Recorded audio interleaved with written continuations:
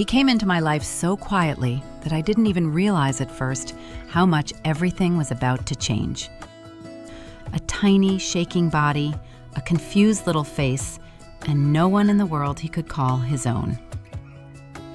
Sometimes it's exactly these little ones who hold on to your heart so quickly that you just can't let them go.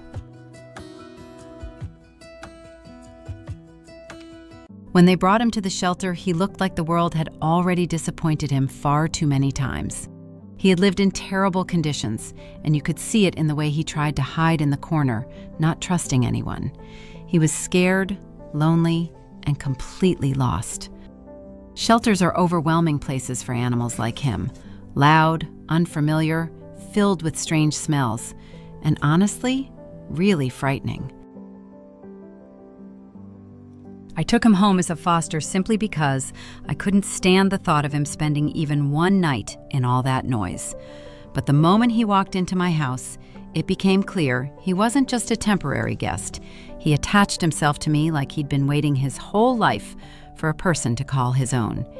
He needed time to adjust to the new space, but he bonded with me almost instantly. Tobi started kissing within the first few days, licking my hands, trying to climb onto my shoulder, soaking up every bit of warmth and affection he had been missing for so long. Rats have their own way of showing happiness.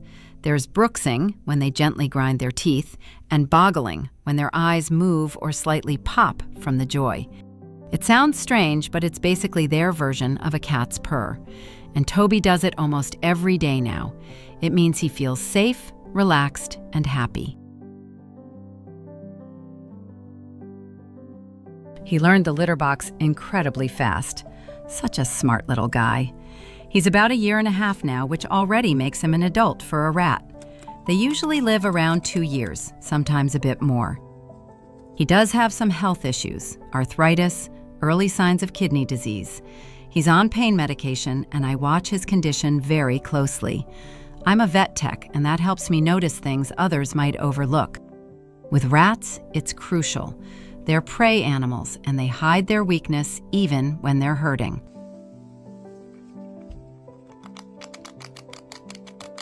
But I see everything. The way he twitches his whiskers, how he lifts his head, how the tiny expression on his face changes. These tiny little details might mean nothing to someone else, but for me, they're a whole language. I can tell by his eyes, by his movements, whether he's comfortable or anxious. Tobi is incredibly affectionate. If you're holding him and not petting him enough, he'll start kissing you again, as if saying, "Hey, I'm right here. Give me a little more love." And on movie nights, he curls up in my lap and falls asleep. He's shy around strangers, but with me, he opens up completely. He even knows his name. When I call him, he lifts his head, looks right at me, and then waddles over as fast as his little legs can carry him. Moments like that remind me how strong the bond can be between a person and a tiny creature that never expected to be loved in the first place. He just lives his little life beside me, and somehow he makes mine better. 2 years or 16, it's never enough time when you share a real connection. But while he's with me, I'll make sure every day of his small life is filled with as much happiness as possible. If you enjoyed this story about Tobi, don't forget to like, leave a comment, and subscribe to the channel for more touching and heartwarming stories. Before bringing an exotic pet into your home, be sure to consult with experts and learn about their specific needs. Proper research is the key to giving them the happy, healthy life they truly deserve.